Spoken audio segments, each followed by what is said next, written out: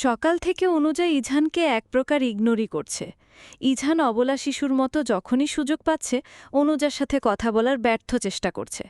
Coaching থেকে এসে সকালের ব্রেকফাস্ট শেষে পড়তে বসেছিল অনুজা।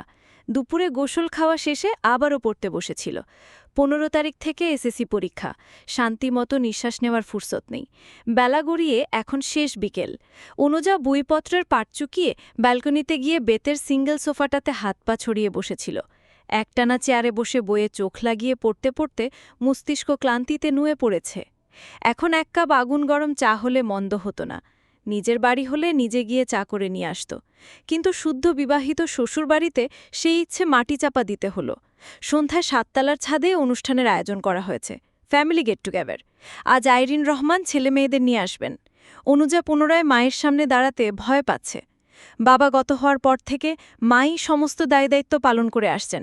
এজন্য ছেলেমেয়ের মা হওয়ার পাশাপাশি বাবা হতে গিয়ে আইরিন রহমান কিছুটা গম্ভীর, কঠোর ধাঁচের হয়ে গিয়েছেন।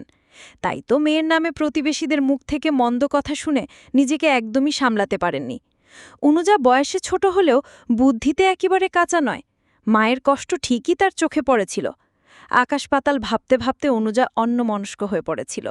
ইঝান কখন পাশের বেতের সোফাটা দখল করে বসেছে সে খেয়ালই করেনি। তার দৃষ্টি তখন পাশের বাড়ির ছাদে পোষা উড়ন্ত কবুতরগুলোর দিকে। কি সুন্দর উড়ে উড়ে ঘুরে ঘুরে বেড়াচ্ছে, কখনো জোড়ার সাথে ভালোবাসা বিনিময় করছে। অনুজা হেসে উঠল। ইঝান অনুজার দৃষ্টি অনুসরণ করে হাসির কারণ বুঝল। তার নিজের ঠোঁট হনেও মৃদু হাসির রেখা ফুটে উঠল। হালকা কেশে ইঝান অনুজার দৃষ্টি আকর্ষণে সফল হল। ইঝানের মুখ হাসি হাসি ভাব বিরাজমান। সে ধোয়া ওঠা মগভর্তি গরম চা অনুজার দিকে বাড়িয়ে দিল। অনুজা বিনা বাক্য বয়ে চায়ের মগটি হাতে নিল। পুনরায় উড়ন্ত কবুতরগুলোর দিকে দৃষ্টি নিবন্ধ করল। শেষ বিকেলে এক ফালিতে ঝিনিয়দ অনুজার মুখমণ্ডলের ওপর দখল করে নিয়েছে। মাঘের শীতল পরিবেশে অনুজার ভালোই লাগছে। আবেশে চোখ বুজে ফেলল। অন্যদিকে মুগ্ধ নয়নে অনুজার দিকে তাকিয়ে আছে ইঝান, যেন কতদিনে তৃষ্ণা নিবারণ করছে। অনুজা চোখ খুলতেই দুজনা দৃষ্টি বিনিময় হল। অনুজা ভ্রু চেয়ে শুধল, কি হয়েছে? প্রত্যুত্তরে ইঝান বলল, কিছু না, দেখছি আমার একান্ত ষোড়শী কিশোরীকে। ইঝানের সুন্দর কথার পিঠে অনুজা ভেঙচি কেটে বলল, রাখুন আপনার একান্ত ষোড়শী কিশোরী। আসছে আমার প্রেমিক পুরুষ। ডজন ডজন রমণীর প্রেমিক পুরুষ হয়ে আমাকে একান্ত কিশোরী বলতে লজ্জা করে না? বান্ধবীদের সামনে আমার মুখটা কোথায় গেল বলতে পারবেন? ইঝানের মুখ থেকে পুরোপুরি হাসি উবে গিয়েছে। মুখখানা বাংলার পাঁচের মতো ঘুচিয়ে গিয়েছে। ইতস্তুত করে বলল, আমার কি দোষ বল? সব তো জানোই, মনটা বড়, তাই দয়া করে সবাই জায়গা দিই, এতে কি আমার দোষ?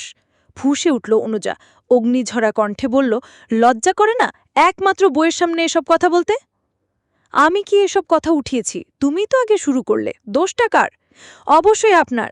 ক্লাসমেটরা যখন বলল আরে ইনি রুজমা আপুর বয়ফ্রেন্ড, আমাদের পাড়ার সাবিহা আপুর বয়ফ্রেন্ড, তখন আমার মুখটা কোথায় গেল বলতে পারেন? প্রেম করবেন ভালো কথা, কিন্তু গণহারে কেন? ওরা আমার গার্লফ্রেন্ড ছিল না, ওরা আমার ক্লাসমেট, একই ভার্সিটিতে পড়ি। একসাথে চললেই কি গার্লফ্রেন্ড হয়ে যায়? আজকালকের মেয়েগুলো এত অ্যাডভান্স। আমার গার্লফ্রেন্ড ছিল শুধু উমা, ওই যে লাল দালান দেখতে পারছো, ওখানেই থাকে ও। মেয়েটা সুবিধার না দেখেই তো তোমাকে নিয়ে গেলাম ব্রেকআপ করাতে, ভুলে গিয়েছো? ভুলবো কেন? বলেছিলেন আপনার কাজটা করে দিলে মেট্রো রেলে চড়াবেন, তাই তো রাজি হয়েছিলাম। না হলে আমার খেয়ে দিয়ে কাজ নেই অন্যের ব্রেকআপ করাতে যাব। অনুজা ইঝানের কথোপকথনের মাঝে মাগরিবের আজান ভেসে আসলো। দুজনই ব্যালকনি ছেড়ে রুমে চলে আসলো। ইঝান গায়ে পাঞ্জাবি পড়তে পড়তে বলল, নামাজটা পড়ে ফেল, সব গেস্টরা আসতে শুরু করবে, আমি মসজিদে যাচ্ছি। আচ্ছা। ইঝান যেতে গিয়ে আবার ফিরে এসে অনুজা চোখে মুখে কয়েকটা চুমু দিয়ে বলল, সুন্নত, বউকে চুমু দেয়া সুন্নত, বুঝলে? আমাকে আবার খারাপ ভেবো না, সুন্নত আদায় করতে হবে না, চলো। হ্যাঁ। অনুজা পিছন থেকে বলে উঠল, আমি তো জানতাম শুক্রবারে স্ত্রীর কপালে চুম্বন করা সুন্নত, কিন্তু মাগরিবের সময়ও দিতে হয় তা তো জানা ছিল না। ইঝান তার হেলে পড়া টুপিটা ঠিক করতে জবাবে বলল, যত দিব তত সুন্নত। আমাদের মহানবী সাল্লাল্লাহু আলাইহি কখনো বলেছেন শুধু জুম্মাবারে চুমু দিতে হবে, বাকি সময় নিষিদ্ধ? বলেনি তো। তাহলে এদিকে এগিয়ে আসো, আর একটা দিয়ে যাই। অনুজা দ্রুত হাতে ড্রেসিং টেবিল থেকে চিরুনিটা হাতিয়ে নেয়। দাঁতের দাঁত চেপে ইঝানকে উদ্দেশ্য করে বলে, যাবেন নাকি চিরুনি ছুঁড়ে দাঁড়ব? ইকামত শুরু হয়ে গেল বোধহয়। যাচ্ছি যাচ্ছি, বাবা কি দজ্জাল বেরি। ইঝান আর দাঁড়ালো না, দ্রুতগতিতে বেরিয়ে পড়ল। অনুজার মাগরিবের নামাজ শেষ হতেই হাতে কিছু শপিং ব্যাগ নিয়ে মুশফিকা হাজির। মুশফিকা এসে বিছানায় ধপ করে বসে পড়ল। হাঁপাতে হাঁপাতে বলল, বুঝলে অনু, আজ সারাদিন যা খাটনি গিয়েছে। ছোট একটা অনুষ্ঠানের আয়োজন করা হয়েছে, তাতেও কত কাজ। ডেকোরেটরের সাথে এটা ওটা এগিয়ে দেওয়া, দিক নির্দেশনা দেওয়া, সবই তো আমারই করতে হয়েছে। ইজানের নিজের বিয়ের অনুষ্ঠান, কোথায় একটু তদারকি করবে, তা না বাইক নিয়ে ফুরুত। শাড়ি পরে একটু সাজগোজ করতে হবে বনু। হাত মুখ ধুয়ে এসো, ড্রয়িং রুমে ছাদে অতিথিরা গিজগিজ করছে, চলো তোমাকে রেডি করে দেই। অনুজা, আপু, আম্মু, অনিশা, ইয়াস, ওরা সবাই এসেছে? ইতস্তুত করে বলে উঠল। মুশফিকা স্মিত হেসে বলল, আন্টিরা ড্রয়িং রুমে বসে আছেন, কেবলই আসলেন। এসো তাড়াতাড়ি তৈরি হয়ে নাও, যেতে হবে তো নাকি? জি আচ্ছা। মুশফিকা অনুজাকে সাজাতে বসল। গতদিনের আনা গোলাপি রঙের কাতান শাড়ি আর হালকা মেকআপের ছোঁয়া। তখনই ফাতিমা বেগমের উপস্থিতি, হাতে কাঠের ছোট সিন্দুক। মুশফিকার দিকে সিন্দুকটি বাড়িয়ে দিলেন, তারপর অনুজার উদ্দেশ্যে বললেন, ইচ্ছে তো ছিল একমাত্র ছেলের বউকে গয়নায় মুড়িয়ে দিব, কিন্তু কিভাবে কি হলো সবটাই বুঝতে পারছ। এগুলো আমার শাশুড়ি মায়ের গয়না, তিনি নাতি বউয়ের জন্য এগুলো আলাদা করে রেখে গিয়েছিলেন। আমি যত্ন করেই সিন্দুকে গুছিয়ে রেখেছিলাম। মুশফিকার জন্য যেগুলো দিয়েছিলেন ওগুলোর বিয়ের সময় দিয়ে দেওয়া হয়েছে, এগুলো তোমার, নিজে খুলে দেখো তো। মুশফিকা সিন্দুকের তালাটা খুলে দিয়ে অনুজার হাতে দিল। অনুজা অস্বস্তি নিয়ে গয়নাগুলো খুলে খুলে দেখছিল। পুরনো আমলের খাঁটি স্বর্ণের গয়না, একটা কঞ্চচিক, হাতের দুজোড়া মোটা বালা আর শঙ্খের কারুকাজ খুচিত আংটি। পুরনো দিনের হলেও বেশ চকচক করছে, দেখতেও সুন্দর লাগছে। অনুজার পছন্দ হলো। অনুজা ছোট করে বলল, সুন্দর। ফাতিমা বেগমের মুখে হাসি ফুটে উঠল। তিনি হাতে মোড়ানো কাপড়টা অনুজার হাতে দিয়ে বললেন, খুলে দেখো। কানের দুল, মাঝারি সাইজের একজোড়া সুন্দর কানের দুল কাপড়ে মোড়ানো ছিল। ফাতিমা বেগম আবার বললেন, স্বর্ণগুলো পলিশ করতে গিয়ে রেডিমেড কিনে নিয়ে এলাম।